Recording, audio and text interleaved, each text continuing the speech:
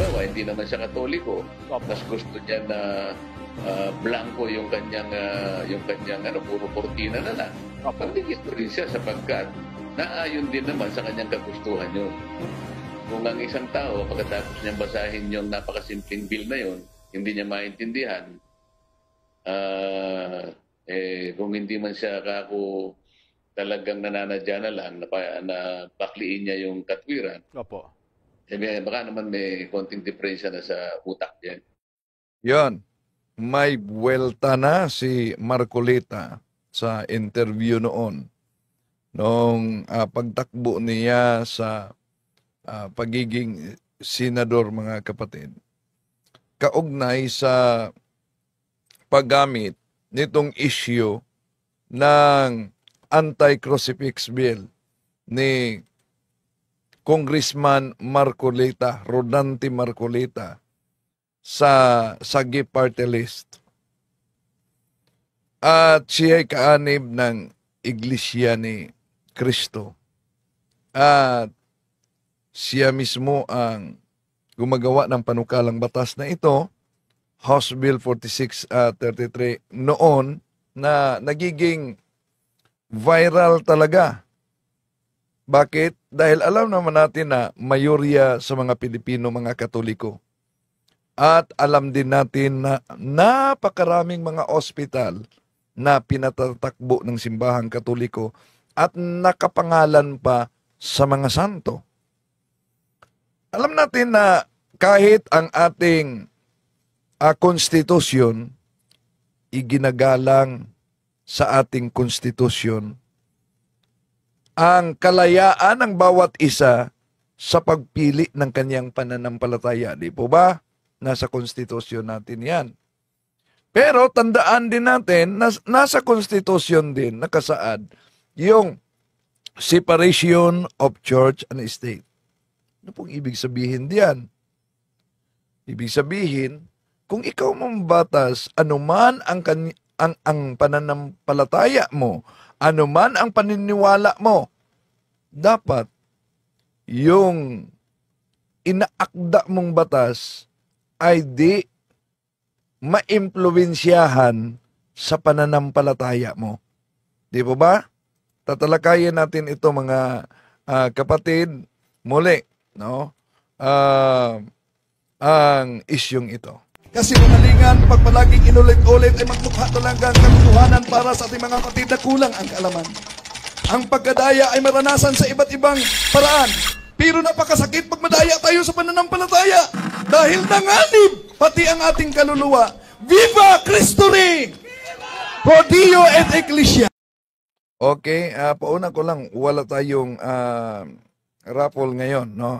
Late tayo dahil nagkuha pa ako, Mrs. at Francis, may activity kasi sa LaSalle University ngayon.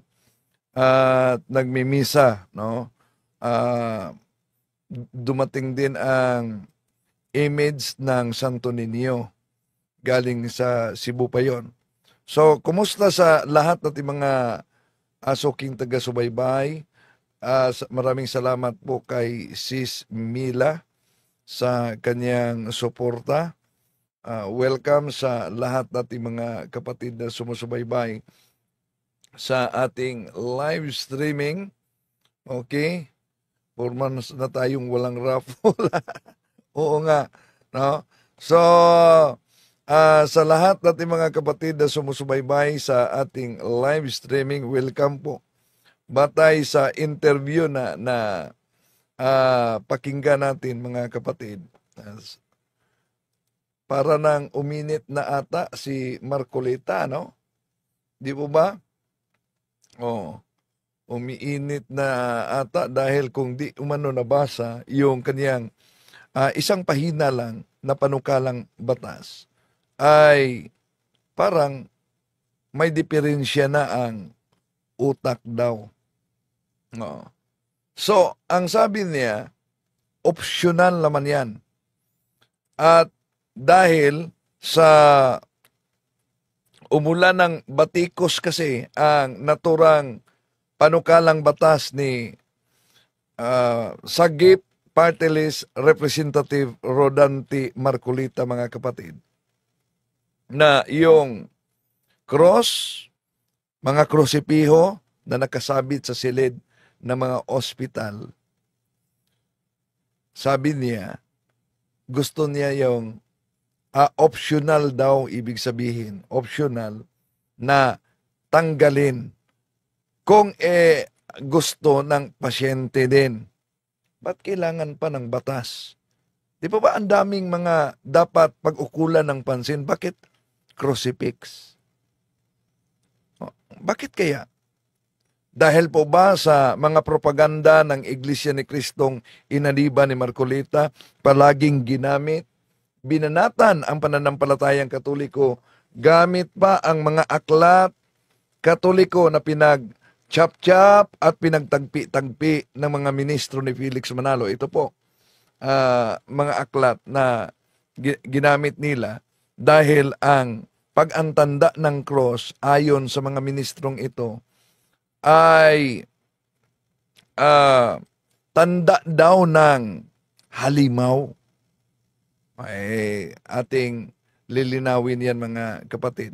So alam natin na kahit pa yung panakalang batas na yan ay sinasabing optional lang, no, na inahain niya noon sa Kongreso, pero nag-withdraw din siya.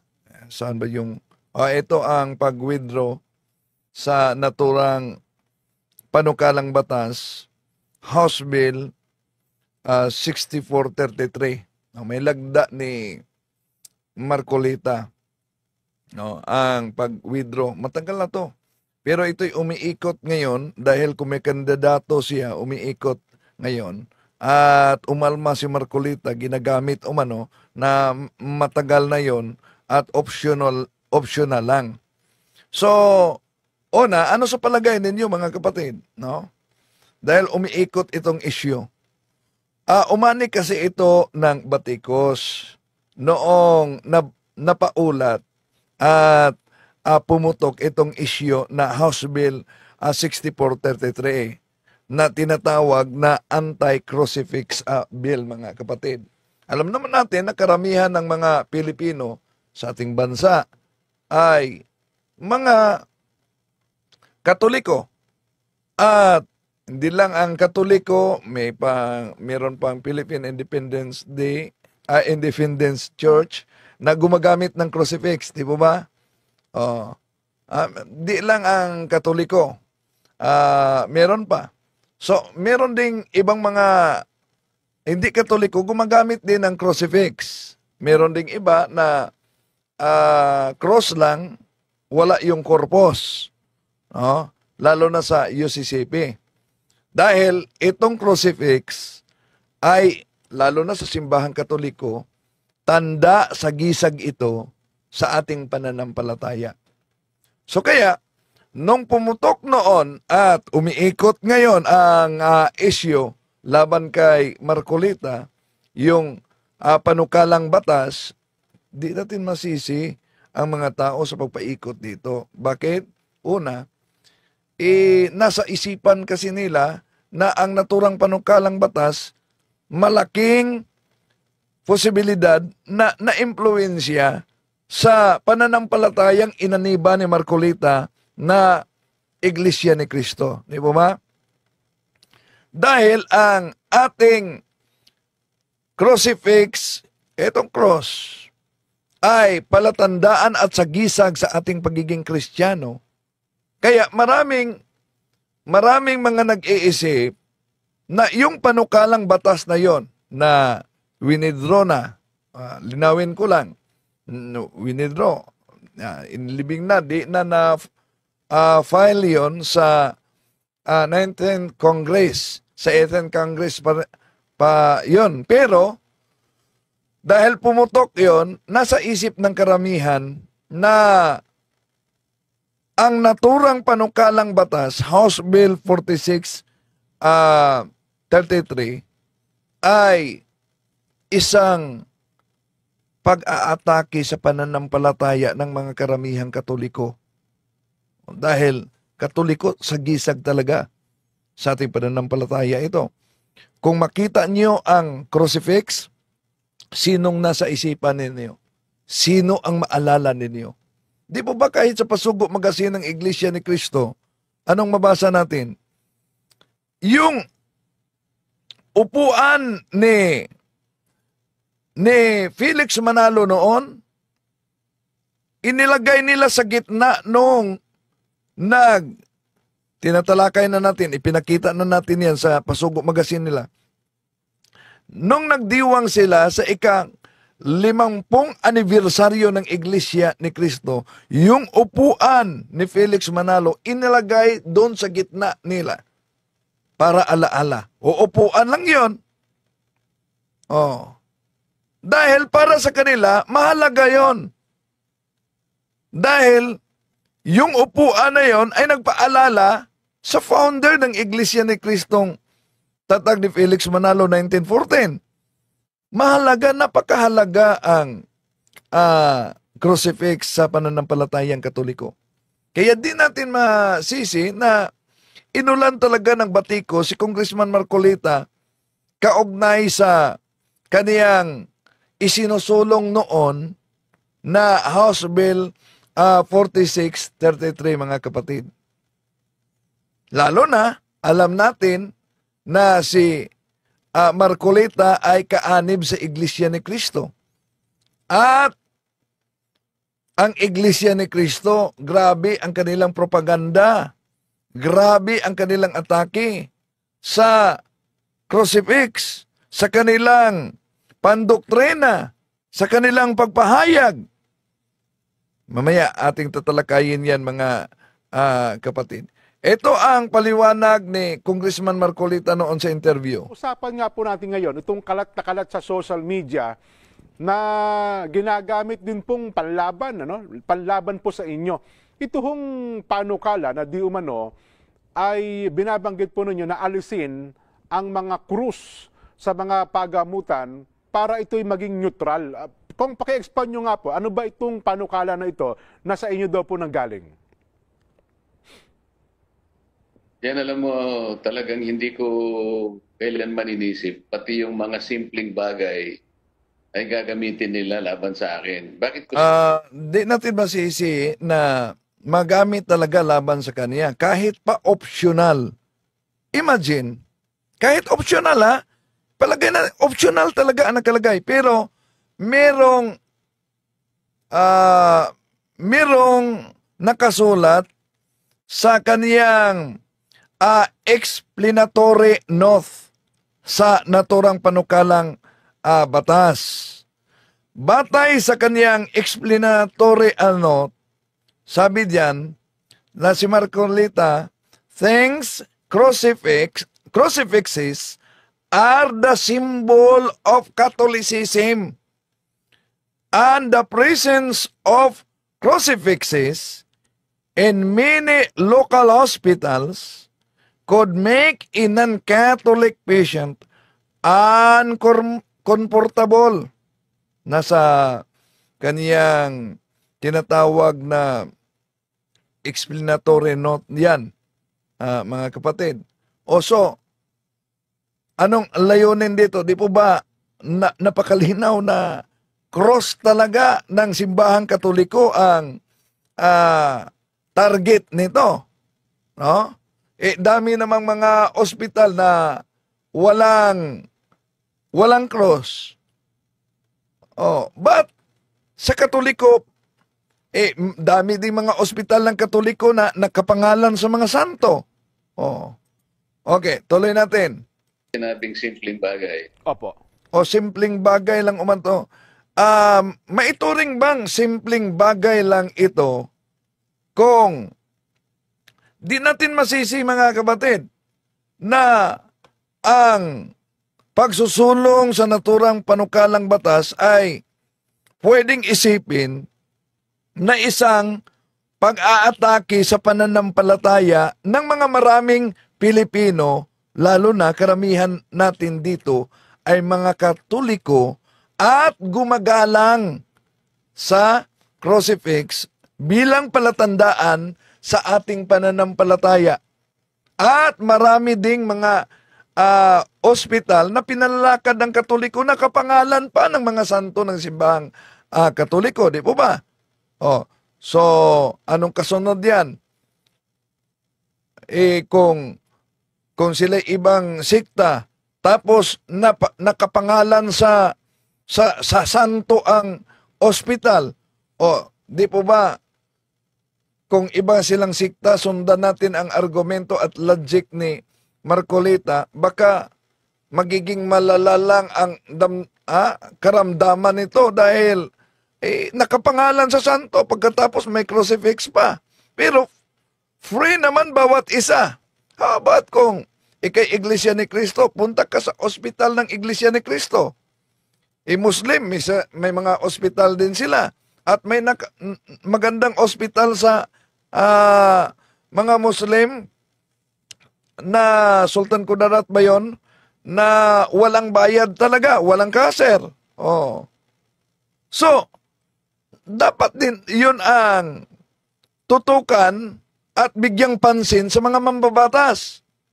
Kaya, nag-viral talaga itong panukalang ito. Bakit? Dahil di natin masisi ang karamihan na isang pang-aatake sa pananampalataya, although meron tayong separation of church and state, although ang ating konstitusyon kumikilala at rumirespeto talaga sa bawat isa sa pagpili kung ano man ang gusto mong pananampalataya sa ating bansa. Pero, di pwede na kung ikay mambabatas ay magiging ma-impluwensya mo yung ma-impluwensyahan yung inaakda mong batas. No? Lalo na itong tinatawag na House Bill 4633 noon. Tuloy natin. Yung bill na yan, Jen, kung babasahin mo, alisin mo yung explanatory note. 1 page lang yan eh. Okay. Ang nakalagay dyan, optional na ibigay sa pasyente yung pansariling espasyo sa kanyang spirituality. Gawin natin ng halimbawa dyan. Halimbawa, meron tayong isang kababayang Muslim na may sakit. Opo. Mas gusto niya na makatabi niya yung Quran o kaya anumang klaseng ornaments na pang-Muslim sa kanilang pang-relihiyon. Opo. Kailangan pagbigyan mo siya, di ba? Well, kahit wala itong panukala na ito, kahit hindi makapasa ito, pwede naman niyang pagbigyan. Di ba ba? Kung Muslim siya, pwede naman. Ayon sa kaniyang pananampalataya. At wala namang datos na may taga-ibang pananampalataya na pumasok sa hospital at nakiusap, pwede bang tanggalin itong cross na nakalagay diyan, nakasabit diyan dahil allergic kami sa cross? Wala namang datos na tinanggihan ng ospital, di po ba? Ang tanong lang, bakit kaya naisipan talaga na gawa niya ng panukala at ang layunin ay magiging batas sa Pilipinas? Tuloy natin. Kasi may sakit siya eh. Totoo po. Isang taong may sakit na nangangailangan ng spirituality, ibigay mo na para sa kanya yon. Halimbawa, kababayan nating Katoliko, bukod sa kruspiho na nandun, gusto pa niyang ilagay yung kanyang mga paboritong santo. Opo. Eh, di na yun kailangan pa na gawin pang batas, di po ba? Halimbawa, kung ikaw ay nagkasakit, pagkatapos nakapasok ka sa ospital, dala mo holy water ba kaya? Dala mo rosary? Dala mo larawan ng Mahal na Birhen Maria? Wala namang ospital na nagbabawal na makapasok yung mga tinatawag na sacramentals, di po ba? Oh.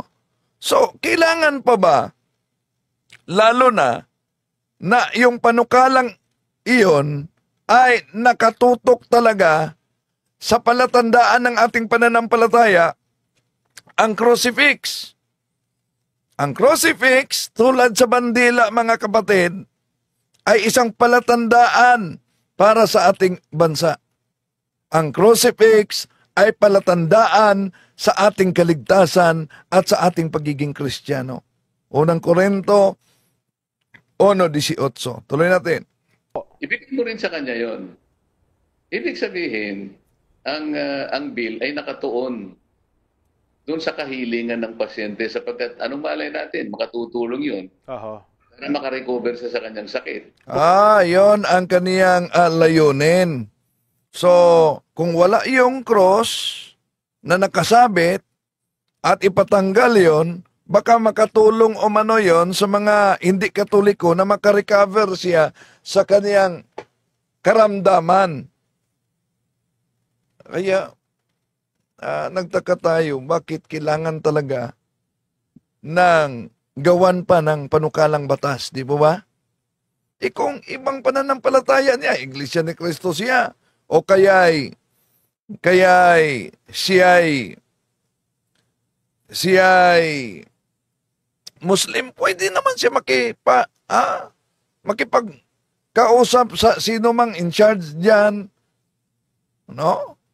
Na pwede niyang pipili ng ospital na hindi Katoliko o kaya sa Iglesia ni Cristo. Bakit kailangan pa yung panukalang yan? Kung ano ang kanyang paniniwalang espiritual. Una, malaking posibilidad din na sa aking opinion lang ito, noong ginawa ito ni Congressman Marcoleta, di pa pumutok ang kanyang pangalan. Kaya malaking posibilidad din, ginawa niya ang panukalang ito para pag pumutok ay mas lalong makilala siya. Dahil ito'y magiging usapin. No? Magiging usapin talaga sa ating lipunan. Kaya nga, naging umiikot na isyu ngayon laban sa kanyang kandidatura. Tuloy natin. Kung ano yung paniniwalang spiritual, walang kikilingan doon. Kahit sino, kung ano yung kanyang preference, yun ang ibigay mo. Halimbawa, hindi naman siya Katoliko. Mas gusto niya na blanco yung kanyang puro kortina na lang. Pagbigyan mo rin siya sapagkat naayon din naman sa kanyang kagustuhan yun. Ang base niya, naisasaligang batas pa rin din. Yung tinatawag nating non-establishment clause. Ang lahat kasi ng tao, lalo na yung may sakit na pinatutungkulan nitong ating bill, ay malaya sa kanyang pag-exercise o sa kanyang paniniwalang pangreliyon. Bakit kung nakalagay ba yung crucifix sa ospital ng Katoliko, hindi na malaya ang ibang pananampalataya? Di ba malaya siyang usap na pwede po ba dahil ako'y Iglesia ni Cristo at takot ako sa cross, allergic ako sa cross, pwede po ba tanggalin mo na ito sa aking room? So pwede naman yang gawin, may kalayaan naman siya, di po ba? Kaya nga, nakapagtataka talaga, bakit ganon ang kanilang plano sa crucifix mismo. Okay. Ibigin yung kalayaan na yon at yung bill na yan ay isang halimbawa ng kalayaan ng kanyang spirituality. So, ano masama doon din? Wala namang kikilingan doon. Walang masama daw, walang masama. Walang kikilingan sa kaniyang House Bill 4633, mga kapatid. Walang masama para sa kanya. Natural dahil Iglesia ni Cristo siya. At alam naman natin, mamaya, paano binanata ng mga ministro ang crucifix, ang pag-antanda ng cross dahil sa pananampalataya ng mga Iglesia ni Cristo, ang tanda ng cross ay tanda ng halimaw. Yun kasi ang pananampalataya nila sa Iglesia ni Cristo. Ang tanda ng cross, tanda ng halimaw. At ginagamit pa ng mga ministro nila yung yung mga aklat Katoliko na naunang ipinakita ko at gagamitin natin mamaya sa pagsagot nito mga ministro. Tuloy natin. Kung anong gusto niya, optional. Kung Totoo. gusto naman gawin ng ospital, di ba? Oo. So, So, ano hindi... masama doon ngayon? Oo. Kung sabi ko nga, kung ang isang tao, pagkatapos niyang basahin yung napakasimpleng bill na yon, hindi niya maintindihan, kung hindi man Napakadami talagang dapat unahin lalo na sa ospital. Di mo ba? Yung pangangailangan sa mga gamot, yung mga kagamitan, yun. Dami talaga na dapat yun ang unang gawin. Pero, nakapagtaka lang, bakit crucifix talaga ang puntarya ni Marcolita dito? So, posible, sa aking opinion lang, isang pamaraan ito dahil siya mismo ang nag-sponsor ng bill, di pa siya kilala noon. At mas lalong nakilala si Marcolita nang pumutok ito. Okay, tuloy natin. siya kako talagang nananadya na lang na bakliin niya yung katwiran, Opo. baka naman may konting diferensya na sa utak yan. Yan. Yung mga gumagamit sa isyong ito, kung nananadya lang umano, baka may diferensya na sa utak. Parang naiinis na talaga si Marcolita nito. No? Pero, di din natin ibaliwala na yung mga Katoliko na nakaalam kaugnay nitong sinasabing House Bill niya ay talagang may reaksyon din sa kaniyang panukalang batas. Kasi ang dating kong gustong pasamain kayo bilang pangunahing may panukala doon sa punto na, bakit mo niya ipaaalis yung krus dyan sa mga ospital? Kung ano. So, ito ngayon ko, maliwanag na kung halimbawa ako pala isang Katoliko, gusto ko yung paligid ko ay puro krus, o kaya naman ay gusto ko yung mga pinaniniwalaan. Kasi imagine ito tinatalakay nila. Halimbawa daw umano, ikaw isang Katoliko, din sa hospital gusto niya sa paligid puro cross. Kailan ba yan mangyari? Pasyente ka, pagkatapos i-request mo sa paligid ng ospital, puro cross. Lalo nang mag-react si Marcolita, isa nga nakasabit, gustong ipatanggal, pagkatapos puro cross na. Kung santo, yun ho ay dapat pagbigyan ng ospital. So, dapat umano pagbigyan kung isang pasyente, puro cross na sa paligid, puro santo, dapat pagbigyan. Wala namang batas na nagbabawal na makapasok yung imahe ng mga cross, imahe ng mga santo, di po ba? Ang tanong, bakit kailangan niyon gawan pa ng panukalang batas? Although, inilibing na nila yan sa limot mga kapatid. Hindi lang yan. Yung Red Cross, may cross yun. Anong dapat gawin? Kailangan pa magawa tayo ng batas dahil ang Red Cross may cross. Dapat tanggalin yung cross para di masaktan yung damdamin ng ibang pananampalataya. Lagyan na lang ng cross, ilagay na lang ang red. Wala na yung cross. Ano ba yun? So, tuloy natin. Tama, yun ibigay mo sa kanya sapagkat yun ang preference niya So, kung yun ang gusto ng sabi ni Erlinda Lapay, yung ambulance, may cross din. Oo nga, no? So, anong mangyari sa mga ambulance? Hindi lahat mga Katoliko nakasakay diyan, may cross yan. Dapat tanggalin din ang cross. Sa ambulance. Dahil yung nirescue, iba ang pananampalataya. Ay, naku. Okay. So, tuloy. Kaya nga optional, sabi natin, di ba? Anong nilalabag natin doon? Wala. Ang ibig lamang sabihin, manifestasyon nun ng pagbibigay ng katuparan doon sa nilalayon ng ating Bill of Rights ng kasunod. No, so wala naman tayong tutol sa Bill of Rights, no? Dahil ang Bill of Rights natin napakalinaw po na iginagalang ng ating Bill of Rights ang anumang relihiyon at yung kalayaan ng bawat isa sa pagpili ng kaniyang pananampalataya.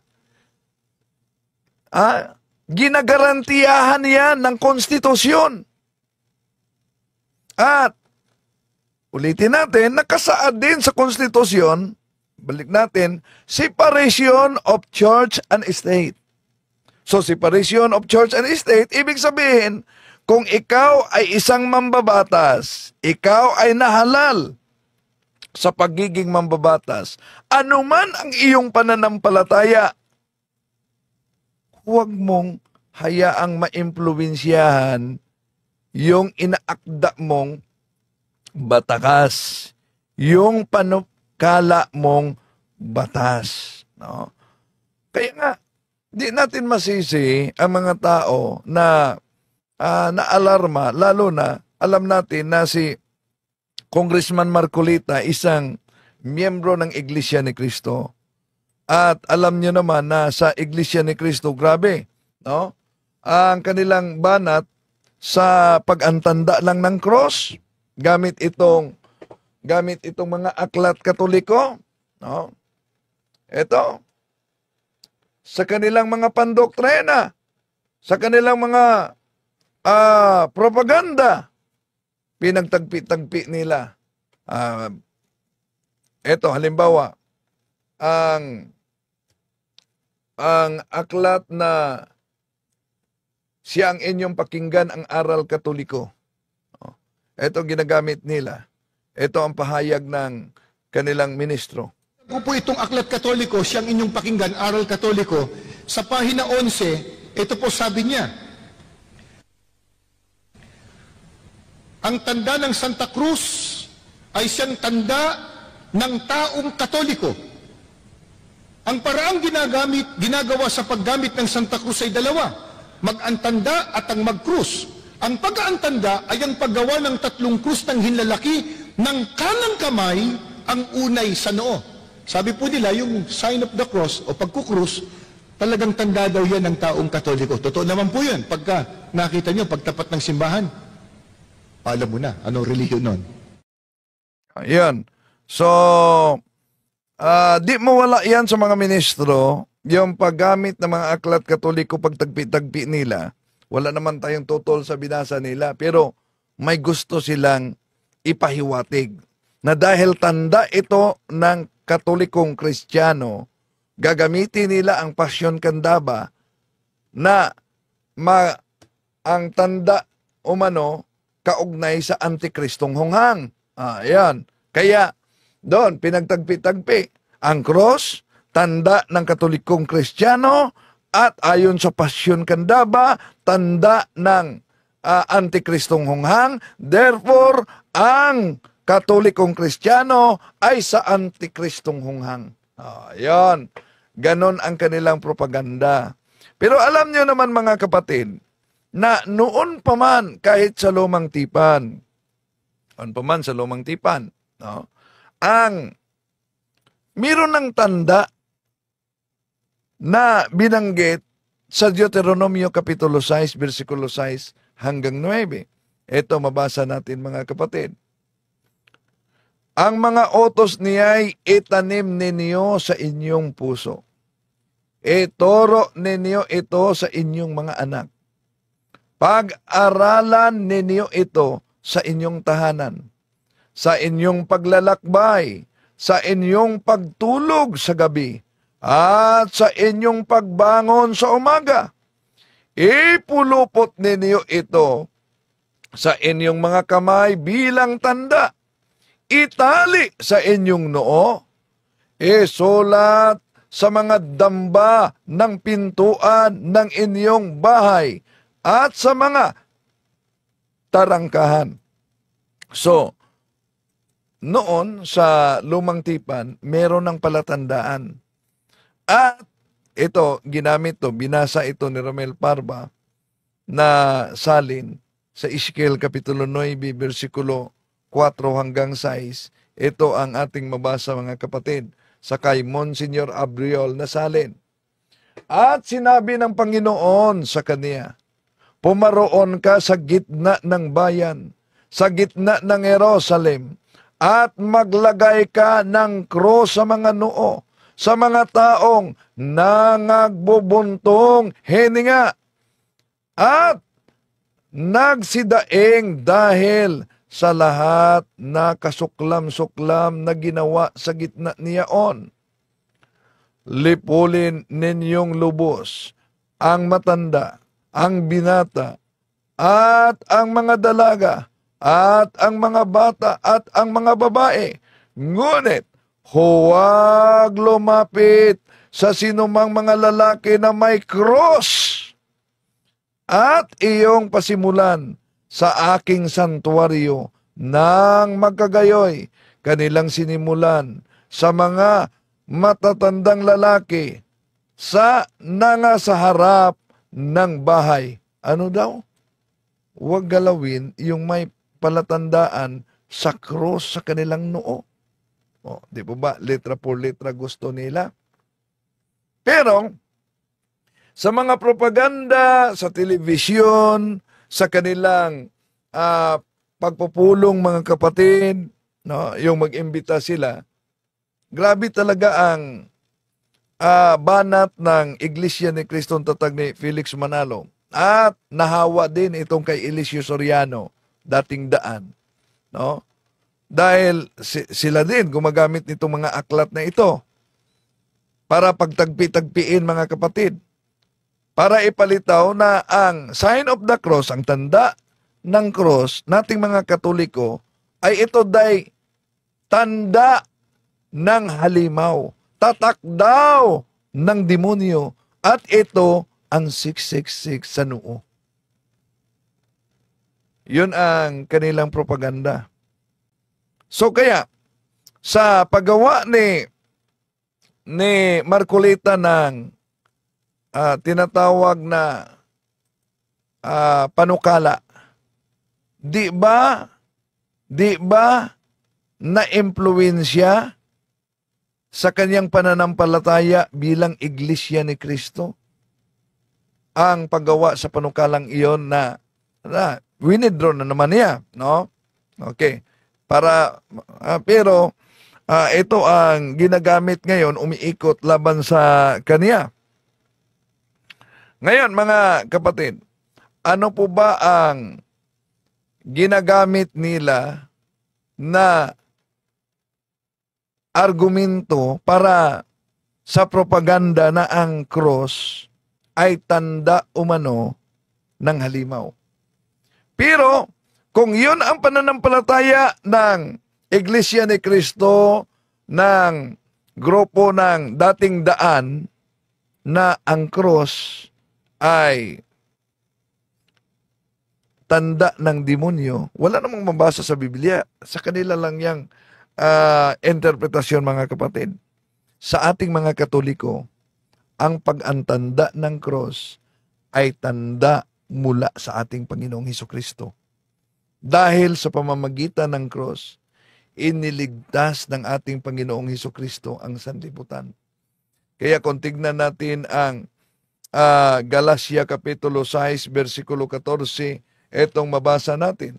Huwag nawang mangyari sa akin na ipinagmalaki ko ang anumang bagay bukod sa cross ng ating Panginoong Hesukristo, sapagkat sa pamamagitan nito, ang mundong ito'y patay na para sa akin, at ako na may patay na rin sa mundo. See? Anong sabi ni San Pablo? Pinagmamalaki niya ang cross ng ating Panginoong Hesukristo. O, binanggit yan ni San Pablo. So, ano ang mangyari niyan? Kailangan matanggal yung pahayag na yan na cross. So, kaya mag-ingat po tayo mga mahal na kapatid, lalo na sa mga galit sa sign of the cross. Bakit? Mag-ingat tayo sa mga galit sa sign of the cross. May sinabi si San Pablo sa Filipos Kapitulo 3, versikulo 18. Ito sabi ni San Pablo, sapagkat marami ang mga nagsisilakad na siyang madalas na aking sinasabi sa inyo.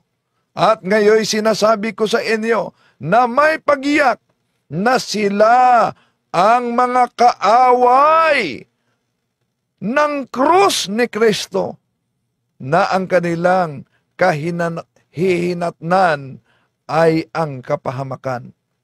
Ano daw? May mga kaaway sa krus ng ating Panginoong Hesus. At ang kapahamakan, ano daw? Kahinatnan ay ang kapahamakan.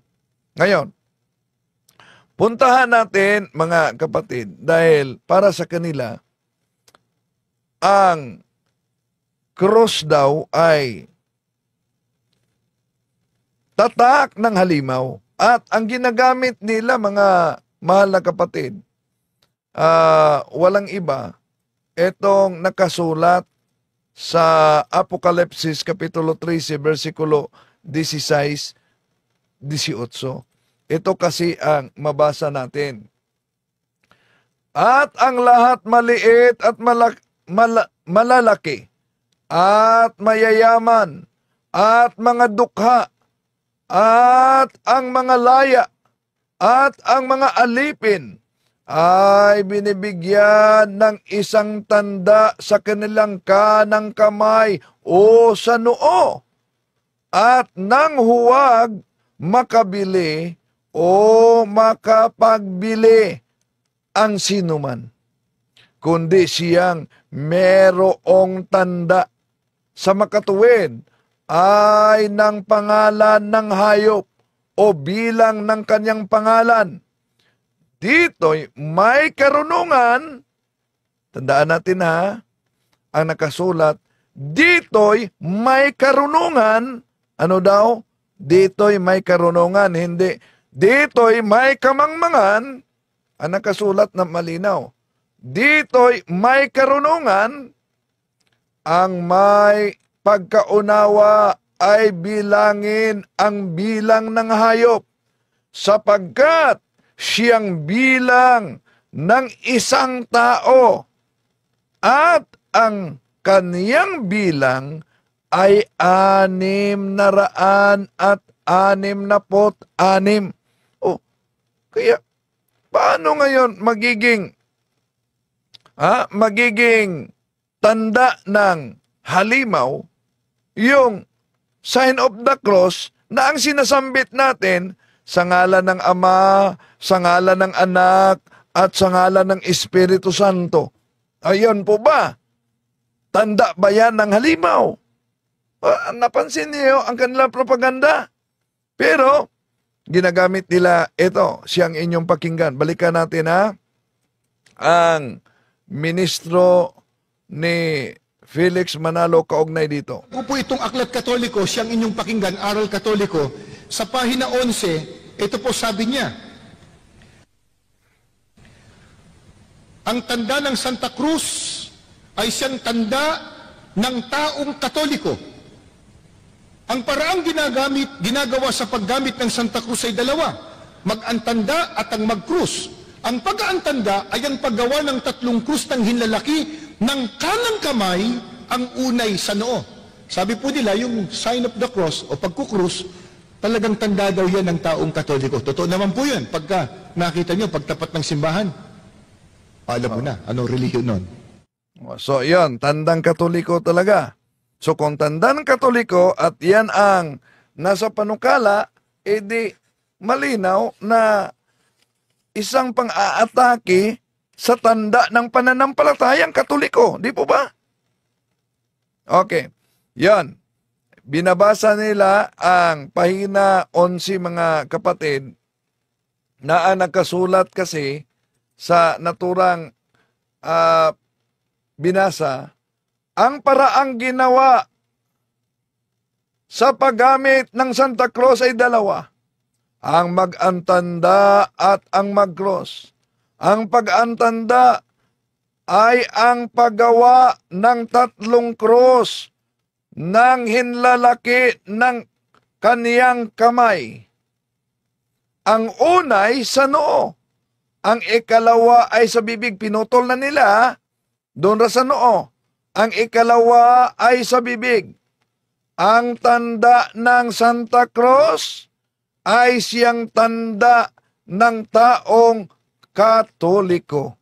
Yan ang nasa aklat na ginagamit noon pa man, panahon ni Felix Manalo. Pero malinaw mga kapatid, napakalinaw talaga na ang nakasulat sa Apokalipsis Kapitulo 13, versikulo 16, 18. Una, sa 16, walang sino mang makapagbinta at makapagbili kung wala kang tanda ng halimaw. Kaya kung ang tanda ng cross, sign of the cross, ay tanda ng halimaw at sinabi na hindi ka pwedeng bumili at makabinta kung wala kang tanda nito, imagine, kailan ba nangyari na di ka pwedeng bibili, di ka pwedeng magtinda kung hindi ka marunong mag-antanda ng cross?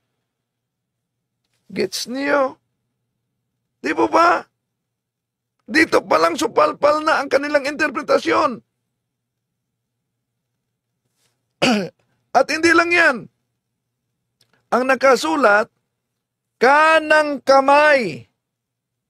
Kanang kamay o sa noo. Yun ang nakasulat, hindi at sa noo. Di ba ba? Ibig sabihin, kahit saan, kahit isa lang. Oh. So doon pa lang, ala na. Pero ang tanda ng cross, hindi lang yan sa kanang kamay, hindi lang yan sa noo, kundi sa dibdib at sa balikat. Oh. Kaya, mali ang kanilang paggamit. Di lang yan. Ito pa. Ang aklat na ito, ginagamit din nila. Ito mga aklat na ito, mahirap talaga hanapin. Pero salamat sa Diyos na sa mga researcher natin, nakakita pa ng ganyan. Passion Kandama. Ginagamit din nila ito. Ito mga kapatid. Tawag nilang mahal na araw, kinakanta. Ano po? Pasyon. Pasyon. Oh. Ipakakanta po natin kay kapatid na Joel. Ngusay kumanta si Ka Joel. Kaya lang, wag na po. Baka mag-uwian kayo kaagad. Babasahin ko po sa pahina 207 itong pasyon na ang may akda po nito ay ang paring si Aniceto de la Merced, El Libro de la Vida Historia Sagrada con Santas Reflexiones, Doctrinas Morales para la Vida Cristiana. Ang sarap pakinggan, ano? Ano ibig sabihin kaya nun? Babasahin ko na po. Ipag-uutos magkintal, magantanda, sa noo o kanang kamay, sukat pagkakilalanan na sila nga ay kampong tunay nitong Antikristong hunghang. Hindi po kami may sabi. Basahin po niyo yung pasyon ninyo sa bahay. Pahina 207 po. Yan mga kapatid. Oh, di daw sila ang nagsabi. Tama naman ang nakasulat. Pero mali ang interpretasyon. Ito ba'y kaugnay sa tanda ng cross? Yung binasa ng mahal na araw, Dali. kinakanta. Oh.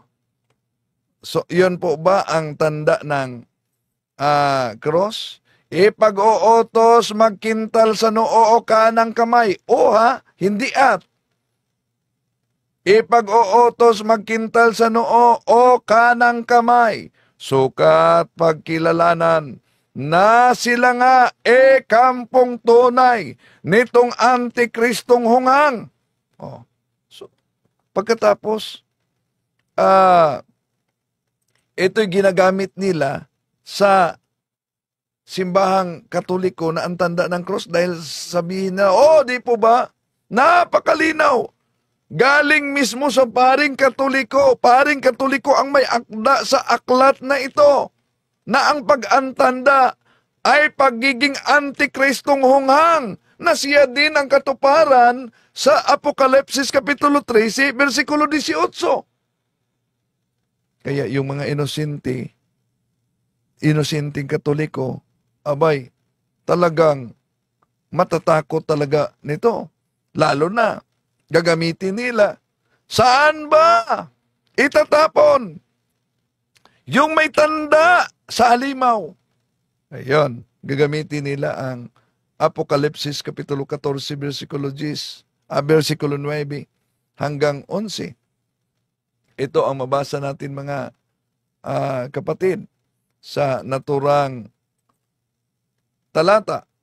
At pagkatapos, sumunod sa kanila ang ikatlong anghel na nagsasabi ng malakas, sino mang sumamba sa halimaw at sa larawan nito at tumanggap ng tanda sa kaniyang mga noo at sa kaniyang mga kamay, ay iinom din ng alak ng puot ng Diyos na ibubuhos na walang halo sa kopa ng kanyang galit. Ang taong iyon ay pahihirapan sa apoy at asopre sa harapan ng mga banal na mga anghel at ng kordero. Ang usok ng kanilang paghihirap ay pumapa ilan lang magpakailanman. Wala silang kapahingaan araw at gabi. Silang sumamba sa halimaw at sa larawan nito at sino mang tumanggap ng tanda ng pangalan nito. Yun ang ipaparis nila. Na sinabi, malinaw na kayo mga Katoliko, kayo ang kapuutan ng Diyos. At ayon sa Biblia, pahihirapan kayo sa apoy at asopre. Yan ay sa impyerno. Kaya, ganon. Ang mga inosenteng Katoliko, sino bang di matakot? No? Sa propagandang ito sa Iglesia ni Cristo. Ito, lilinawin natin mga kapatid. Itong paggamit nila sa referensyang ito ng mga aklat Katoliko na nagiging diferensya. Una, ang aklat na ginagamit nila na siya ang inyong pakinggan, ang aral Katoliko ni Father Enrique Dimond is Vidi sa pahina 11. Walang koneksyon yun sa talata sa Apokalipsis Kapitulo 13, versikulo 18. Bakit? Wala namang binanggit sa talata Apokalipsis Kapitulo 13, 16, 18 na yun ay sign of the cross o pag-antanda ng cross. Kaya hindi pwedeng iugnay ang sign of the cross sa Apokalipsis o pahayag Kapitulo 13, versikulo 16, 18. Punta naman tayo sa aklat na Pasyon Candaba na ginagamit nila sa pahina 210, mga kapatid. Wala ding binanggit na salitang cross sa binasa nila sa referensyang Pasyon Candaba pahina 210. Kaya nangangahulugang ibang topic iyan, mga kapatid, at hindi iyan tungkol sa sign of the cross. So ang ginagamit nilang referensya na ang resulta ay diferensya, Pasyon Candaba at ang aklat na siya ang inyong pakinggan, ang aral Katoliko, pahina 11, ay walang kinalaman ito sa isa't isa, mga kapatid. Kahit ba may mga ilang salita na parihong ginagamit sa dalawang kinukot nila, pero magkaiba ang konteksto. Magkaiba ang topic. Hindi ang yung palatandaan ng halimaw, ang sign of the cross na binanggit diyan sa aklat na siya ang inyong pakinggan. So kaya malinaw na isang uring pandaraya itong ginagamit, mga kapatid. Sa ginagamit nilang Pasyon Candaba mula sa pahina 210. Bakit binanggit dito na magkintal sa noo o kanang kamay? Dahil tinatagalog yan at paraphrase yung pahayag sa Revelation chapter 13 verses 16 up to 18. Pero kung tingnan natin ang pahina 219, ito ang tungkol sa cross na iniwasan nila sa Pasyon Candaba. Ito mabasa natin. Ang daeng ko'y kaawaan, napakamtan mo ang kanan, maging iyong pakinabang, nang sa cross mo'y pagkamatay, at sa glorya kong walang hanggan. So, mapansin ninyo na ang pagkasulat ito, Old Tagalog pa, no? Na medyo mas malapit pa sa Spanish language noon, mga kapatid. So, kaya balikan natin ang mabasa, mga kapatid, sa Revelation chapter 13 verses 16 up to 18 na pilit talagang ipalitaw nitong mga ministro ni Felix Manalo na tanda ng halimaw. Ito nakasulat, Revelation chapter 13 verses 16 up to 17. He also forced everyone, small and great, rich and poor, free and slave, to receive a mark on his right hand or on his forehead, so that they could not buy or sell unless they had the mark, which is the name of the beast, or the number of its name. O kaya kung ang katuparan dito, mga kapatid, ay ang tanda ng cross, kailan ba nangyari na di ka pwedeng magbinta, di ka pwedeng makabili kung hindi ka marunong mag-antanda ng cross? Common sense naman yan. At batay sa talatang ginagamit at binabanggit ng mga ministro na binasa din natin, wala namang binanggit yan na cross, kundi tanda lang ang meron, walang cross. At ang tanda na binanggit diyan ay imposibleng cross ang tinutukoy, dahil napaka-biblical ang cross na tanda sa kapangyarihan ng Diyos. Saan yan natin mabasa? Tingnan niyo sa unang Korinto kapitulo 1 versikulo 18. Unang Korinto 1:18, ito mabasa natin. Sapagkat ang mensahe ng cross ay kahangalan sa mga napapahamak, ngunit para sa ating mga naliligtas, ito ay kapangyarihan ng Diyos. Naku, ano daw? Para daw sa mga napapahamak, ang cross ay kahangalan. Sino ba ngayon ang allergic ng cross?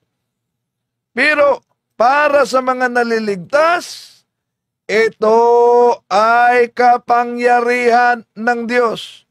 Sa kasaysayan, mga kapatid, ang sign of the cross ay ginawa na noon pa man sa mga apostles, ayon sa kasaysayan. Europe Before Modern Times by O'Brien, page 194. The sign of the cross and the veneration of the martyrs come from most ancient times. Sunday was kept holy from the time of the apostles. So, say, the sign of the cross and the veneration ayon sa kasaysayan of the bodies of martyr. Kaya, napakalinaw kung balikan natin, mga kapatid, dahil gusto sila letra por letra, ang banal na Biblia, eto mabasa natin sa Ezekiel kapitulo 9, versikulo 3, tuloy sa 6. At sinabi ng Panginoon sa kanya, pumaroon ka sa gitna ng bayan, sa gitna ng Jerusalem, at maglagay ka ng cross sa mga noo, sa mga tao na nangagbubuntong hininga, at nagsidaing dahil sa lahat ng mga kasuklam-suklam na ginawa sa gitna niyaon. Lipulin ninyong lubos ang matanda, ang binata, ang mga dalaga, at ang mga bata at ang mga babae. Ngunit huwag lumapit sa sinumang lalaki na may cross. See? Napakalinaw mga kapatid, di po pa gusto nila letra por letra. Balikan natin ang Apokalipsis Kapitulo 13, versikulo 16. Napakalayo na ito'y tumutukoy sa ang tanda ng cross. Dahil sa talatang 16 mga kapatid, napakalinaw ang sinabi diyan na kahit iisa lang sa dalawa ang gamitin dahil or kasi. Ibig sabihin, or hindi and. Pakita natin na Revelation chapter 13 verse 16. He also forced everyone to receive a mark on his right hand or his forehead. So, nakita nyo ba? Or ang ginagamit. Iba ang sign of the cross, and, hindi or. So, napakalinaw. Ibig sabihin, kung or, kahit alinman sa dalawa, kahit isa lang, yon ang tanda. Pero kung ikumpara natin, mga kapatid, ang Revelation chapter 13, verse 16, sa tanda ng cross o sign of the cross, napakalayong magtugma. Dahil, tingnan natin, ang tanda ng cross, sa kanang kamay, sa noo, sa dibdib, sa balikat. Yun ang tanda ng cross, batay sa liturhiya natin. Kaya, mga kapatid, no? Di na tayo magtaka kung bakit napaka-allergic sila. Napaka-allergic sila sa tanda ng cross. Dahil ang tanda ng cross ay tanda sa pagiging Kristiyano. Unang Korinto 1:18. Okay? So, maraming salamat po sa inyong pagsubaybay, mga kapatid, at sa lahat ng mga sumusubaybay. Okay? Sa lahat nating mga kapatid na sumusubaybay ngayon, Katoliko man at hindi Katoliko, alam niyo naman na matagal na itong mga tuligsa nila. Matagal na itong mga tuligsa nila. Atin lang sinagot. Kahit dami nang nagalit, grabing galit talaga, nagmi-message yung iba. Pero, huwag kayong magalit. Magiging bukas sana kayo sa pag-aaral. Dahil, minsan lang tayo dadaan sa mundong ito. Ulitin ko, ang pagkadaya ay maranasan sa iba't ibang paraan. Pero, napaka-delikado po pag madaya tayo sa pananampalataya. Nanganganib pati ang ating kaluluwa. Et sicrocem Domine, fugiti partis adversi, crox sacraset mihi elox, non dracosit mihi dox, vade retro satana, in nomine Patre, et Filii, et Spiritus Sancti. Amen. Maraming salamat po, mga kapatid. Hanggang sa susunod. Viva Cristo Rey! Bye-bye.